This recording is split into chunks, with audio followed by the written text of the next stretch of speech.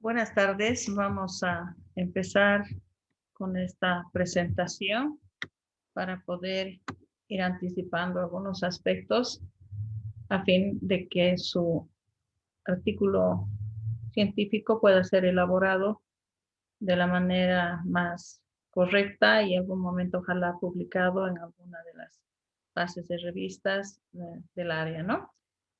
Simplemente para repasar, indicar que la finalidad de un artículo es comunicar los resultados de las investigaciones que se realizan de una manera breve, de una manera sencilla, comprensiva y cuyo objetivo principal es comunicar a la comunidad científica sobre los resultados que se han obtenido fruto del cumplimiento de un objetivo planteado por el equipo de investigadores, donde además se establece una discusión con los conocimientos previos acerca de ese objeto de estudio y a partir de ello se extraen algunas conclusiones.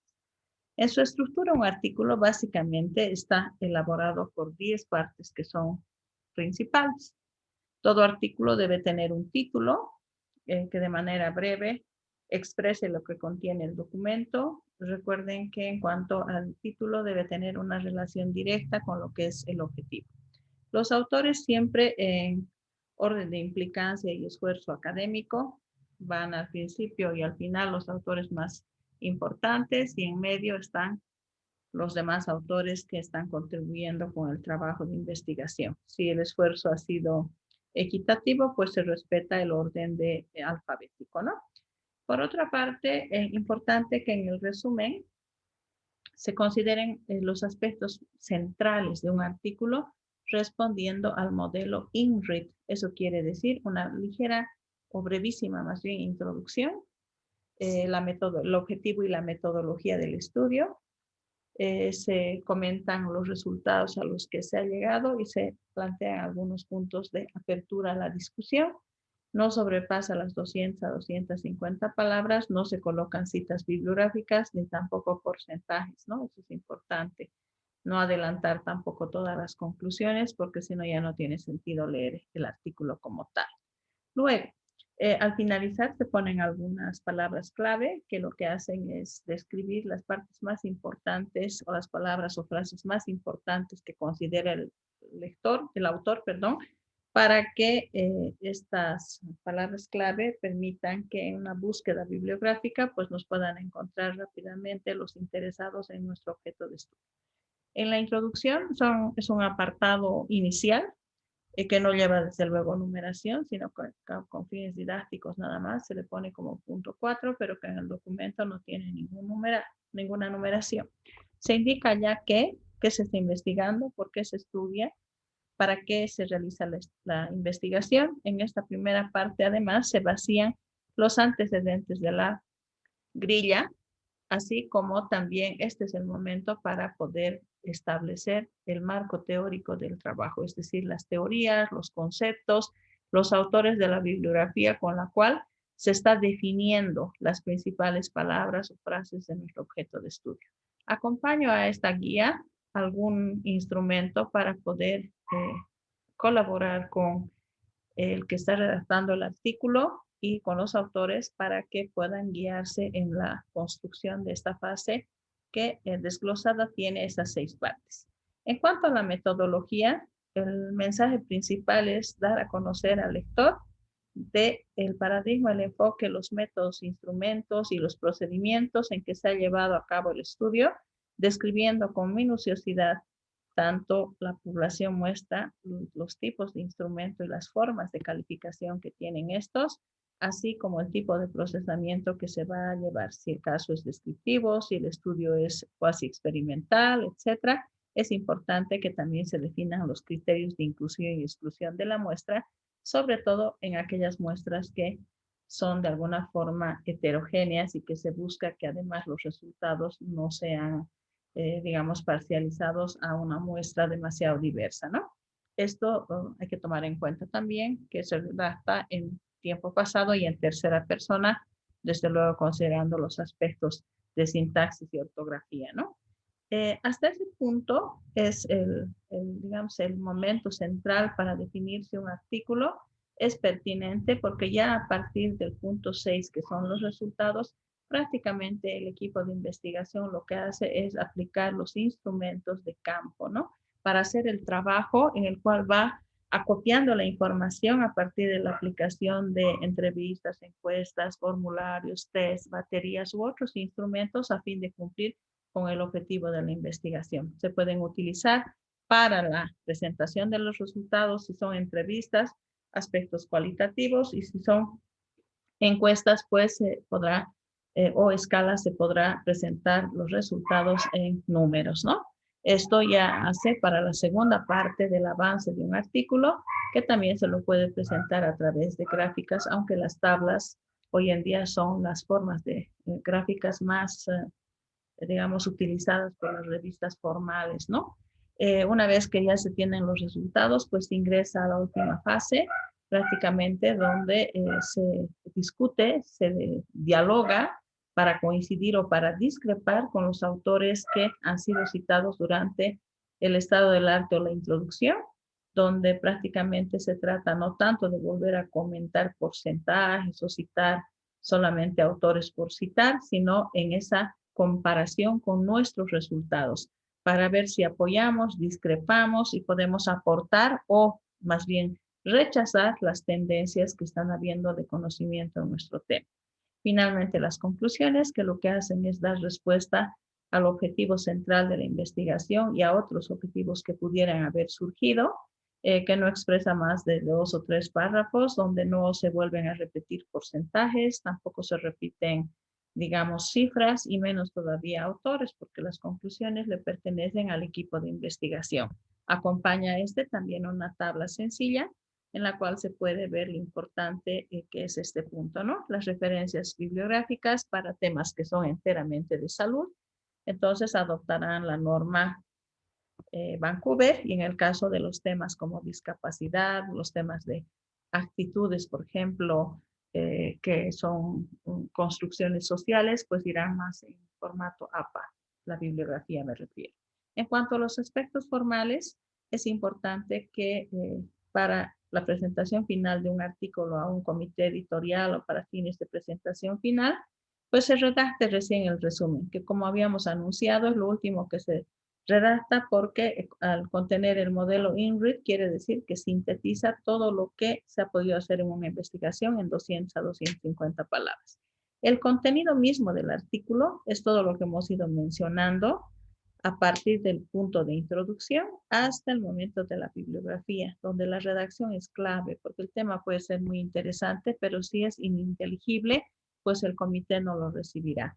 Y los aspectos éticos de solicitud de consentimiento informado, donde las personas que van a participar en el estudio, pues se respete la confidencialidad, el anonimato y el derecho a retirarse el momento que vean conveniente, si así lo desean en el caso de la investigación. Y en los aspectos éticos, importante que las referencias bibliográficas se cuiden con mucha atención. Hay otros aspectos de extensión y formato que en este momento no son los más importantes y no nos queremos referir a ellos, sino propiamente a lo que en todo caso van a ser los aspectos que tienen que ver con, más bien diríamos, el contenido de este artículo, ¿no? Entonces, como verán acá en este artículo que habla sobre frecuencia de lumbalgias y su tratamiento en un hospital privado de la Ciudad de México, vemos a los autores y vemos la presentación de un resumen que, como habíamos anunciado, empieza con introducción o antecedentes, tiene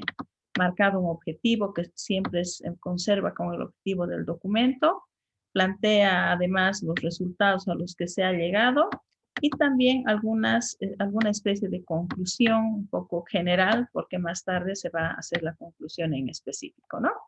Es importante también que la introducción, como pueden observar, hasta este momento el artículo, por ejemplo, ya ha realizado varias citaciones. Es un artículo bastante breve y se recomienda que durante la introducción, además de explicar de qué se trata, el estudio se vayan haciendo definiciones, como ven acá, ¿vean?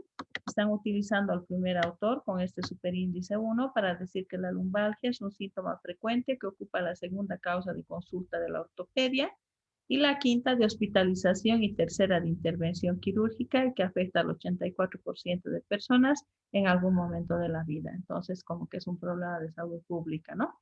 Y aquí lo sostiene el primer autor que está referenciado abajo. La lumbalgia aguda se presenta y ahí tenemos la segunda cita, la tercera cita, hasta completar con las diferentes citas de los estudios que se han realizado. Luego le sigue el objetivo de esta investigación, que se puede poner al principio o se puede poner, como en este caso, al final de los antecedentes. Este artículo, al ser una comunicación brevísima, tiene realmente un cuarto de página destinado a la introducción. Nosotros le vamos a dedicar por lo menos una página a la introducción, donde vayamos haciendo citación de los artículos revisados, así como también de los conceptos más importantes. Y luego, acá decimos que el objetivo es realizar una revisión retrospectiva de la frecuencia y el tipo de tratamiento de lumbalgias que se han establecido en este hospital en la Ciudad de México. Los materiales y métodos, que también se llama metodología, este segundo punto para establecer la frecuencia y el tipo de tratamiento, ¿no? Como verán, acá se está indicando para qué se va a hacer la investigación y la búsqueda de cómo se van a copiar los datos. Acá mediante una revisión bibliográfica de las revistas mencionadas y a los resultados que se han arribado. Y también nos van a explicar los criterios de inclusión y exclusión que se han utilizado para poder seleccionar la muestra.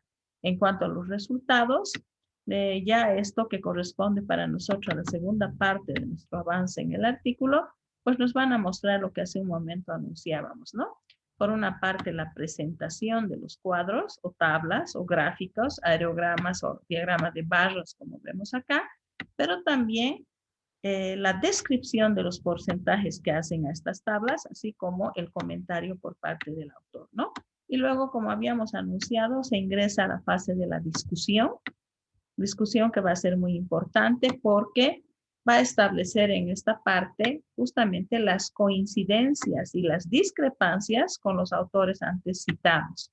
Esto es muy importante porque verán que es la parte más nutrida del artículo, porque se supone que en la discusión nosotros es cuando vamos a aportar, sumar, dar a conocer más cosas de las que ya se conocían hasta esos 10 artículos.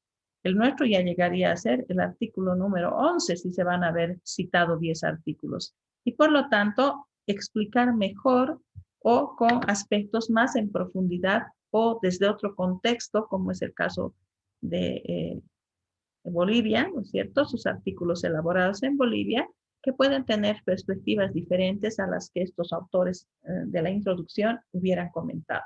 Y que en la discusión se va dialogando con cada uno de ellos, tanto para coincidir como para discrepar o para aportar nuevas cosas que los autores no tocaron y que en nuestro estudio se han ido evidenciando.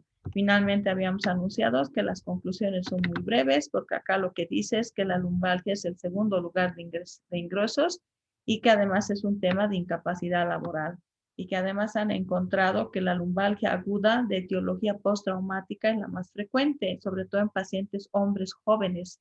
No se encontró gran diferencia en cuanto a género, que seguro otros autores han hecho mucha diferencia, en cambio acá discrepan.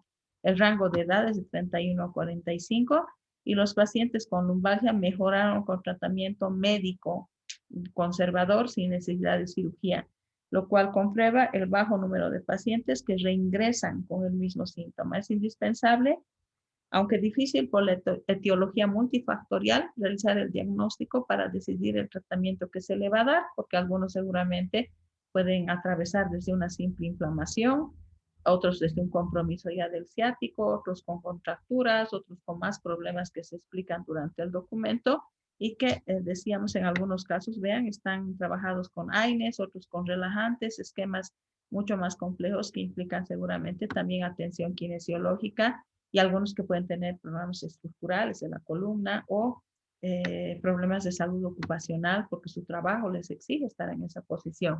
Entonces, a eso se van a referir las conclusiones, a puntualizaciones que, resultado del acopio de información, han ido extrayendo los autores. Finalmente, la bibliografía Vancouver, verán, el número 1, que fue el primer artículo citado, no importa si no sea A, pero es el autor que en este caso, Covarrubias, creo, que es el primer autor citado por los autores. Entonces, como verán, sigue el segundo que es Ballina y el tercero que es Vargas. Por lo tanto, esto nos está mostrando que la norma Vancouver no sigue orden alfabético a diferencia de la Oxford, a diferencia de la norma, por ejemplo, APA, ¿no? Que no lleva números la APA y directamente se ordena todo en orden alfabético. En cambio, la Vancouver lleva números, pero su organización de citación es en el orden que aparecen los autores al momento de redactar el artículo. Por tanto, hay que tomar en cuenta estos aspectos. En este artículo, vean, se han citado 16 documentos, de manera que no se ve bien un artículo que ha sido trabajado con muy pocos autores. Tomen en cuenta ese aspecto. Gracias por su atención y nos encontramos la siguiente semana en nuestra nueva sesión.